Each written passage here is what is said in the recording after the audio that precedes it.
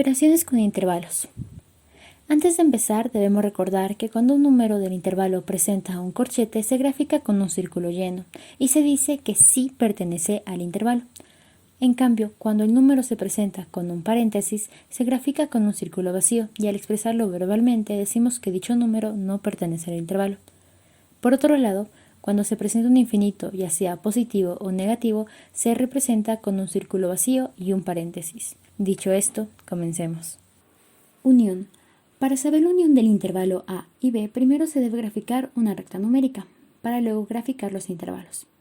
En el caso del intervalo A, al representar sus extremos, el -3 nos indica que sí pertenece al intervalo, por lo que graficaremos un círculo lleno, y el 1 indica que no pertenece al intervalo, por lo que graficaremos un círculo vacío.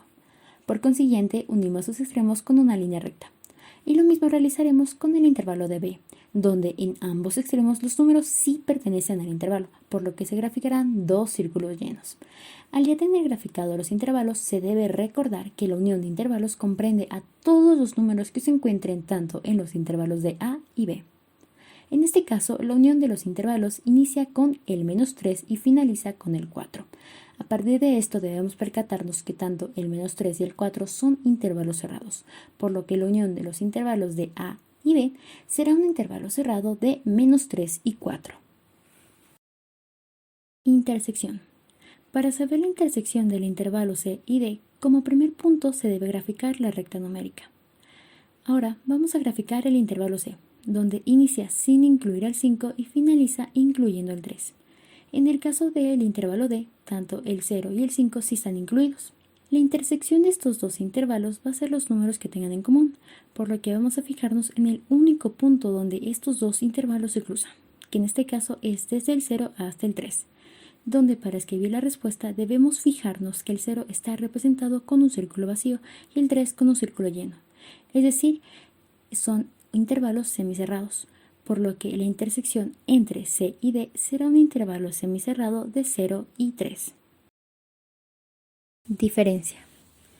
Para saber la diferencia entre estos dos intervalos, debemos saber que dependiendo de lo que te pida el ejercicio, se puede sacar la diferencia entre el intervalo E y F o la diferencia entre el intervalo F y E, por lo que en este caso vamos a sacar ambas diferencias. Así que primero grafica una recta numérica y representaremos el intervalo E, donde inicia sin incluir el -4 y finaliza al incluir el 5. En cambio, en el intervalo F inicia incluyendo el 0 y finaliza sin incluir al 6.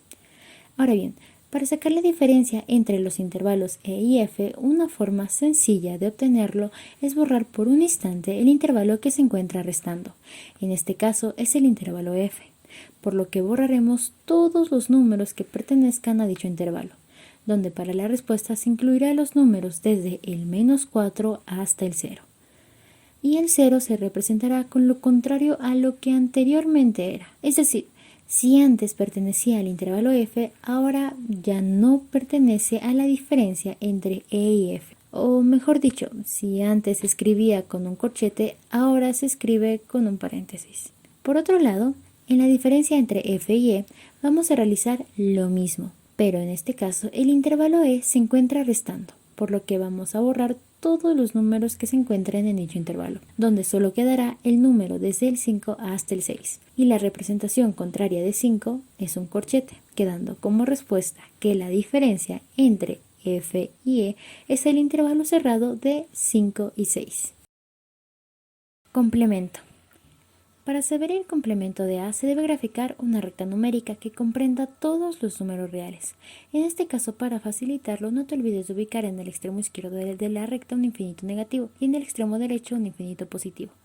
Por consiguiente, graficaremos el intervalo de A, donde el -2 vamos a representarlo con un círculo lleno y el infinito será representado con la cabeza de una flecha y lo unimos con una línea.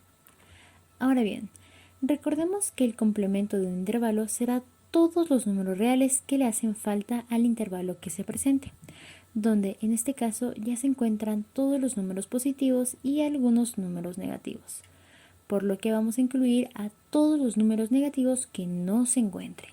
Así que en la respuesta indicaremos al menos infinito con un paréntesis, y en el caso del -2, como antes pertenecía al intervalo A, ahora diremos que no pertenece al complemento de A, es decir, lo representaremos con un paréntesis.